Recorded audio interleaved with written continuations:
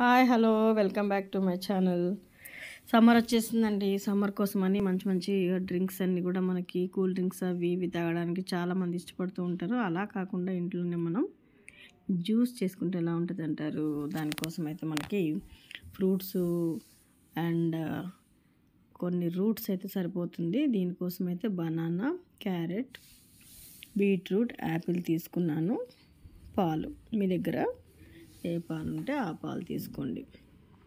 ఇలా మనం ఇంట్లోనే చేసుకొని పిల్లలకి పెద్దలకి మనకి తీసుకున్నామంటే మన బాడీకి ఎనర్జీకి ఎనర్జీ, టేస్ట్కి టేస్ట్ అండ్ ఇంటిల్లిపాది అందరూ కూడా తీసుకోవచ్చు తక్కువ ఖర్చులో.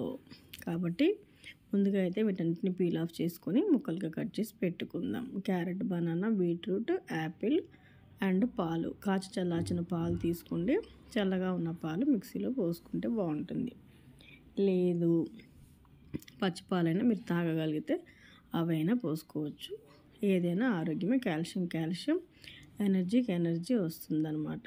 దీనికోసం ఈ ముక్కలన్నీ కూడా ముందైతే క్యారెట్, బీట్రూట్ని మనం మిక్స్ చేసుకోవాలి. అవి కొంచెం ఎక్కువ టైం తీసుకుంటుంది కాబట్టి అవి ఎక్కువ మిక్స్ చేసుకున్న తర్వాత మిక్సీ చేసి పక్కన పెట్టి జ్యూసర్ జార్లో ఇప్పుడు ఆ క్యారెట్ అండ్ బీట్రూట్ మిక్స్లో మనం బనానా అండ్ యాపిల్ని కూడా యాడ్ చేసుకుందాం. కొన్ని ఇలా ఇంట్లో చేసుకోండి.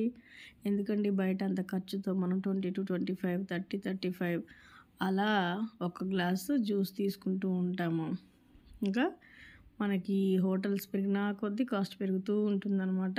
రేంజ్ని బట్టి కాస్ట్ ఉంటుంది. అలా కాకుండా ఇంట్లోనే చేసుకున్నాం అనుకోండి, ఇంటిల్లిపాది అందరూ హ్యాపీగా తాగొచ్చు. ఈ ముక్కలు ముందే కట్ చేసి పెట్టుకొని తర్వాత కూడా చేసుకోవచ్చు. ఒక బనానాని అప్పటికప్పుడు కట్ చేసుకోవచ్చు.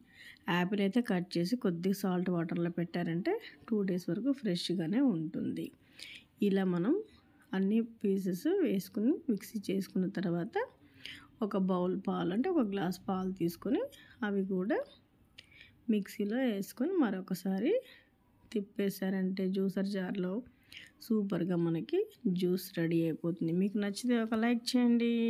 థ్యాంక్